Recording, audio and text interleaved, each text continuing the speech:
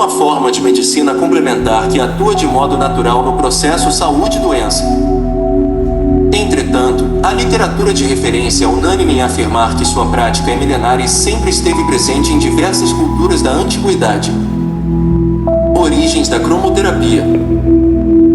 Desde os tempos remotos, o homem é fascinado pela natureza e, em particular, pelo ambiente colorido no qual se insere. Percepção esta que só é possível graças à luz solar. Isso mesmo, cor é luz. Veremos adiante que, segundo a física, o fenômeno cromático é decorrente da inter-relação entre a luz e a escuridão. Gaspar, 2002, Heller, 2013, Siring, 2020. Fato é que, na história da humanidade, o uso das cores, também obtidas de pigmentos, constituíram-se um meio de comunicação, assumindo significados diversos entre os povos, seja para expressar poder, seja arte, religião, condição social, retratar um evento circunstancial ou ser um instrumento de cura. Registros arqueológicos comprovam a história e revelam que civilizações antigas, como a egípcia, a grega, a indiana e a chinesa, entre outras, faziam uso das cores para tratamento de saúde. Por isso, não se sabe exatamente onde surgiu a cromoterapia, mas é consenso que a prática médica com o uso de cores se iniciou no Egito. Gerber, 1988, Martins, 2010, Vils, 2002. Essa conclusão se apoia nos estudos de Paul Galeocki, autor do livro La Médecine des Pharaons, no qual relata como os sacerdotes médicos egípcios, por volta de 2800 a.C., tratavam os doentes com as cores nos templos de luz, utilizando em sinergia flores e cristais. Furlan, 2022, Martins, 2010. Traduzindo o título, A Medicina dos Faraós, Magia e Ciência Médica no Antigo Egito, obra publicada em 1983, destaca-se por ser rica em informações que retrata a influência que a antiga medicina egípcia teve sobre a hipocrática, a árabe e a indiana, sendo que suas práticas médicas. Trocando ideias. Para os ocidentais, o branco representa paz e pureza.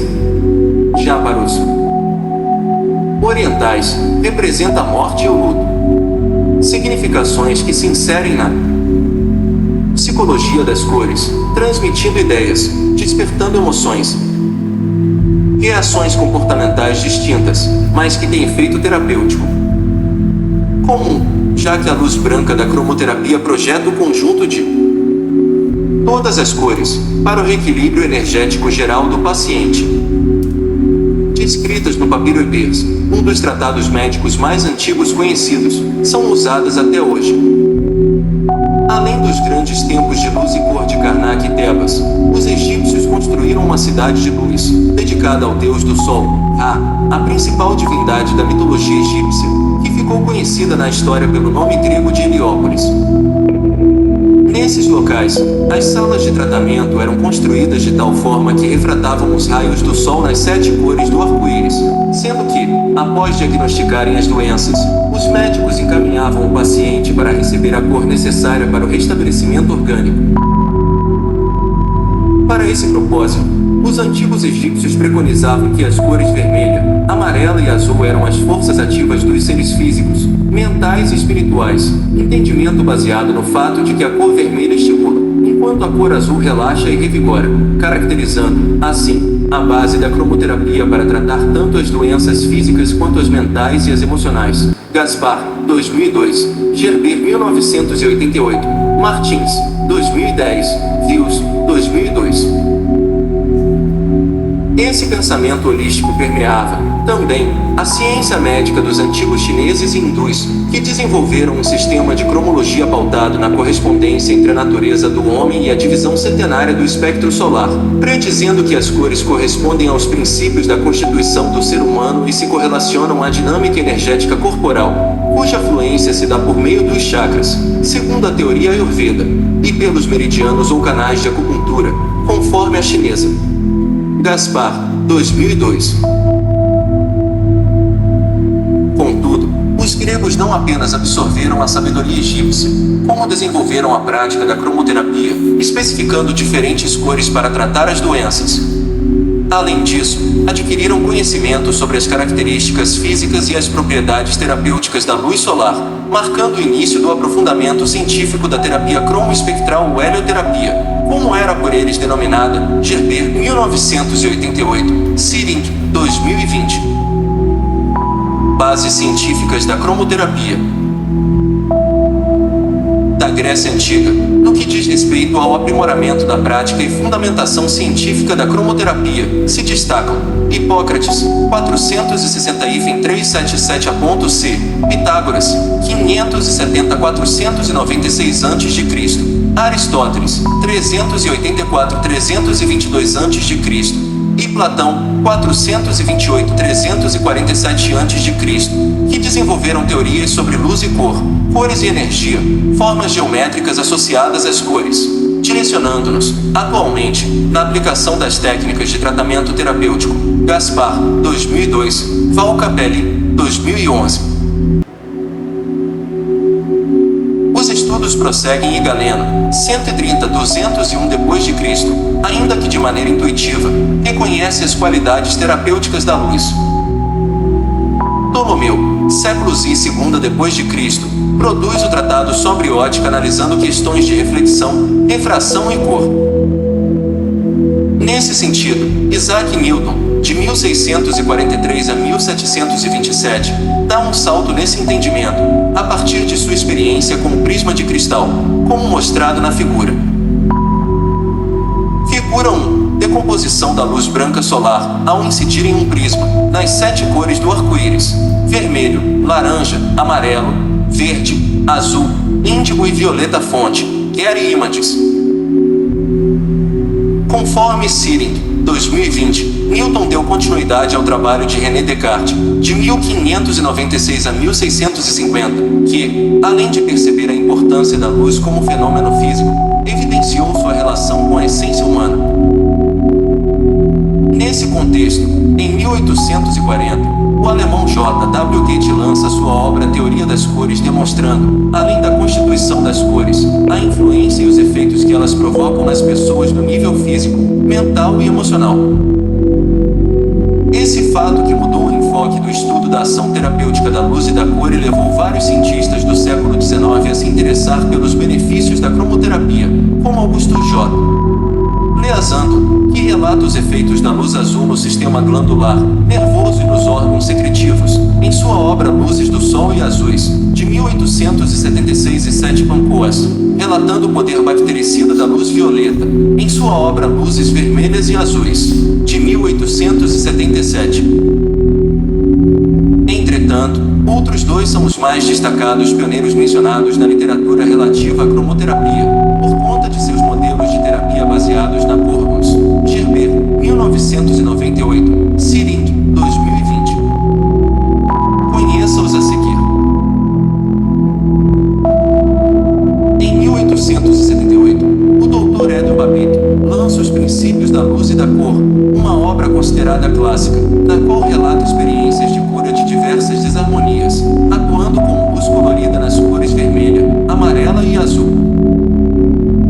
Um dos seus experimentos baseava-se na aplicação das cores em doentes mentais, sendo percebido que a cor vermelha provocava estímulos de violência nos pacientes, enquanto a azul estimulava a calma e a tranquilidade.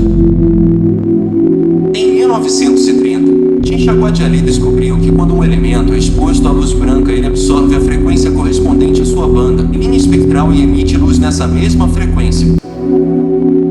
Concluiu, assim, que o corpo humano também absorve luz em certas frequências e a emite ao exterior, por meio do campo eletromagnético que o envolve, marcando o que os antigos chamaram de aura. A partir dessa abordagem científica, Guatali desenvolveu um conjunto de 12 filtros de cor a serem utilizados como sistema cromoespectral de cura para tratar doenças do corpo, da mente e da alma, por meio da luz, formulando, então, a base de aplicação da cromoterapia no corpo humano. Mas o percurso histórico não para por aqui. Vários outros pesquisadores agregaram valor científico à cromoterapia, como, por exemplo, Rudolf Steiner, Albert Einstein, James Maxwell, Max Planck, Dolores Krieger e Hiroshi Motoyama. Cada um, a seu tempo, trouxe novos conhecimentos e comprovações das hipóteses de que a promoção de modificações bioenergéticas surge em bioquímicas, a partir da interação da luz com as células corporais. Gerber, 1988. Martins, 2010. Views, 2002. Isso posto, seguimos nos aprofundando nas características e propriedades físicas da luz e da cor, haja vista que é desse fenômeno que se deflagram os efeitos terapêuticos promovidos pela cromoterapia, bem como norteia toda a prática clínica. Características e propriedades físicas de luz e de cor. Reflita. Uma prova disso são os tratamentos medicinais que utilizam a luz. Como exemplos, temos a aplicação de luz azul em bebês com icterícia, a fim de eliminar a bilirrubina armazenada no corpo em razão de fígado imaturo, ou o emprego da luz infravermelha para promover analgesia nos tratamentos de fisioterapia. A compreensão do fenômeno da luz e de sua relação com a cor se pauta nas descobertas da física moderna sobre o entendimento da luz como onda e partícula, na interação da luz com a matéria, e na diferença interacional da cor nos pigmentos. Nesse arcabouço é relevante a prática clínica da cromoterapia, a distinção dos princípios da cor-luz e da cor-pigmento. Cor-luz, espectro de luz visível solar. O conceito de cor-luz está intrinsecamente relacionado à estreita faixa de radiação eletromagnética solar, que compreende o espectro de luz visível, isto é, a luz branca do Sol. Em outras palavras, a cor-luz representa a própria luz solar, que reúne e é capaz de se decompor em todas as cores e matizes existentes na natureza. Gaspar, 2002. Gerber, 1988. Views, 2002. A radiação onda eletromagnética é uma das maneiras pela qual a energia viaja no espaço, sendo que, de suas variedades existentes no universo, se compõem um espectro eletromagnético. Cada tipo de onda está organizado conforme seu comprimento e faixa de frequência. Veja a figura a seguir. Trocando ideias. Figura 2. Espectro eletromagnético fonte, adaptado de Tepaleriter, 2012 Flatigo. Observe que, à esquerda, estão as ondas de rádio, micro-ondas infravermelho, cujas frequências são as mais baixas. Aproximadamente no meio do espectro, está a fração de luz visível, a luz branca solar, que podemos enxergar com nossos olhos e diferenciar sua composição quando nos deparamos com um lindo arco-íris no céu. À direita, estão as ondas ultravioleta, raios X e raios gama, sendo os de frequência mais alta, carregando assim altas quantidades de energia. Antes de prosseguirmos, é preciso esclarecer o significado desses termos tão utilizados na física, que explicam, também, as características e as propriedades do nosso objeto de estudo, a luz visível. Segundo a literatura de referência, temos que comprimento de onda é a distância entre a máxima e a mínima amplitude, cristas Vares, expressa em nanômetro, nm, igual a 1x10 menos 9 metros. A definição desses parâmetros foi possível a partir da clássica experiência de Isaac Newton, que elucidou o fenômeno cromático e seus efeitos de percepção das cores. Quando a luz solar atravessou o prisma, o físico observou que ela se refratou, decompôs-se em 7 cores-luzes: vermelho, laranja, amarelo, verde, azul, índigo e violeta. Gaspar, 2002, Siring, 2020. Aprofundando seu estudo, o cientista percebeu que cada uma dessas cores seguia uma direção diferente. Concluiu, então, que tal fato, a reflexão da luz, ocorria porque elas têm comprimento de onda e velocidade diferentes, estando as maiores na faixa do vermelho, 625 a 740 nanômetros, e as menores na faixa do violeta, 380 a 440 nanômetros, conforme mostra a figura a seguir. Amplitude de onda se refere à intensidade, ou seja, à quantidade de energia que a onda é capaz de transferir. Frequência é o número de oscilações produzidas pelas ondas no intervalo de um segundo, sendo a grandeza física que a expressa dada em hertz, hertz. Fótons são as partículas que compõem a luz, transmitida em pacotes que transportam a energia contida nas radiações eletromagnéticas, o quanto. Figura 3. Espectro de radiação da luz visível fonte. Getty Images. Tabela 1. Especificações de comprimento de onda e frequência das cores luzes por comprimento de onda. NM. Frequência. THz. Vermelho 625 a 740.480 405, laranja 590 a 625.510 a 480, amarelo 565 a 590.530 a 510. Cor comprimento de onda. NM. Frequência. THz. Verde 500 a 565.600 a 530. Azul 485 a 500.620 a 600. Índigo 440 a 485.680 a 620. Violeta 380 a 440.790 a 680. Dessa forma, foi possível a ciência caracterizar as propriedades físicas da luz e evidenciar que a cor que vemos nos objetos ou na natureza, na verdade, corresponde à parcela de luz que foi refletida por ele. Isso significa, especificamente, que o nosso olho capta a reflexão do comprimento de onda de tal cor luz e o cérebro cria a sensação da cor. Heller, 2013. No que tange a natureza da luz, Newton afirmou ser uma onda de energia composta de corpúsculos luminosos. Durante o século XX, os precursores da física quântica, Maxwell, Planck e Einstein, aprofundaram tal conhecimento, investigando a relação entre os comprimentos de onda, a energia da luz e sua capacidade de interação com matéria. Martins, 2010, Sirindo, 2020.